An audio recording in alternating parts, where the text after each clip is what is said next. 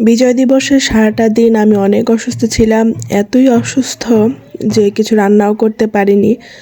কোনো রকমে ভাত, ডাল আর একটু ডিম ভাজা করেছিলাম, তা দিয়েই দুপুরের খাওয়া দাওয়া হয়েছে।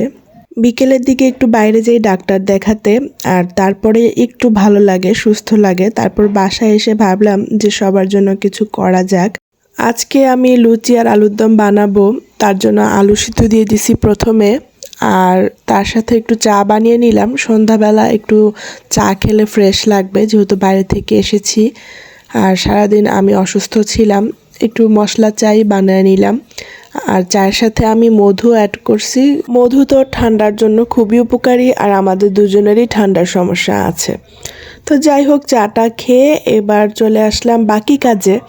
তো ওখানে আলু সিদ্ধ হতে হতে আমি ভাবলাম যে লুচির জন্য যে ডোটা ওটা রেডি করে ফেলি। তো যেই ভাবা সেই কাজ। আমি এখানে 2 কাপের মতন আটা নিয়েছি, আর তার সাথে একটু লবণ আর এমনি একটু অল্প অল্প করে নর্মাল পানি অ্যাড করতেছিলাম আর ডোটা মাখাচ্ছিলাম। আমি একবারে বেশি পানি দেইনি, কারণ যদি বেশি হয়ে যায় তখন বেশি নরম হয়ে যাবে। এই জন্য অল্প অল্প করে দিচ্ছিলাম আর অল্প অল্প করে মাখাচ্ছিলাম। এই তো খুব সুন্দর একদম নরম সফট একটা ডো হয়েছিল। তো তারপরে আবার একটু তেলও দিলাম, যে তেল দিয়ে এটা রেস্ট রেখে দিব, তেল দিয়ে মাখিয়ে। এই তো ডোটা রেডি করে রাখলাম। এরপর কিন্তু আলু ছিলে রেডি করছি, অবশ্য ছিলে দিছে আমার হাজব্যান্ড। তারপরে আমি এখন আলুর দমটা রান্না করব। তো কিছুই না, শুধু নর্মাল যে মশলাগুলো থাকে কমন, ওগুলা দিয়ে আমি সুন্দর করে মশলাগুলো কষিয়ে নিয়েছি। ওর সাথে একটু টমেটো সসও অ্যাড করেছি, যেহেতু টমেটো দিলে আমার খুবই ভালো লাগে, কিন্তু টমেটো যেহেতু নেই তো তার জন্য সসটা দিয়েছি। দিয়ে সুন্দর করে মশলা কষিয়ে এখন আলুর সাথে সব মশলাগুলো সুন্দর করে মাখিয়ে নিচ্ছি। এভাবে আরও কিছুক্ষণ কষিয়ে নেব।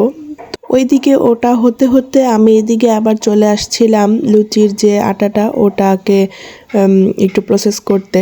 তো আমি এখানে একটা ভুল করে ফেলছি, সেটা হলো রুটি বানানোর যে পিঁড়ি ওটাতে একটু তেল মাখায়া তারপর নিতে হতো। আমি এমনি নিয়ে নিছি, আর এই যে পিঁড়িতে লেগে গেছিলো। তো যাই হোক, পরে অনেক কষ্টে ছুটাইছি। তারপরে এটার মধ্যে একটু তেল মাখায় নিব এখন, তারপর আর কোনো ঝামেলা নাই, আর লাগবেও না।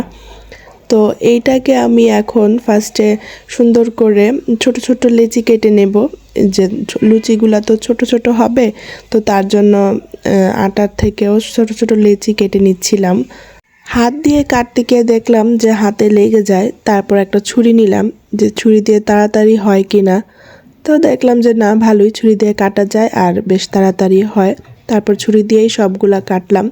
এই যে এতগুলা ছোট ছোট লুচি হবে আমাদের আজকে। তারপর আমি আলুর দমের মাঝখানে ঝোলের পানি দিয়েছিলাম। তো এখন এটাকে চুলা চেঞ্জ করে ওই পাশে দিব, আর এই পাশে আমি তেল গরম দিব লুচি ভাজার জন্য। তো একদিকে আমি লুচিটা ভাজবো, আর এই পাশ থেকে লুচিটা বানানো হবে। তো যখন আমি লুচিটা বানাচ্ছিলাম তখন আবার আমার হাজব্যান্ড চলে আসলো। আসলে বউকে রান্নাঘরে সাহায্য করার কথা কুরআন হাদিসেও আছে, আর আলহামদুলিল্লাহ আমার হাজব্যান্ড আমাকে সাহায্য করে। আমাকে লুচি বানাতে আর ভাজতে দেখে সে নিজে এসে বলতেছিল যে তুমি দুইটা একসাথে হবে না, তো তুমি বানায় দাও আর আমি ভাজি। এই তো আমাদের আজকের একদম রেডি গরম গরম লুচি আর আলুর দম। এই প্লেটটা সুন্দর করে সাজিয়ে আমার হাজব্যান্ডকে পরিবেশন করছিলাম, আর আমাদের সবার জন্য নিয়ে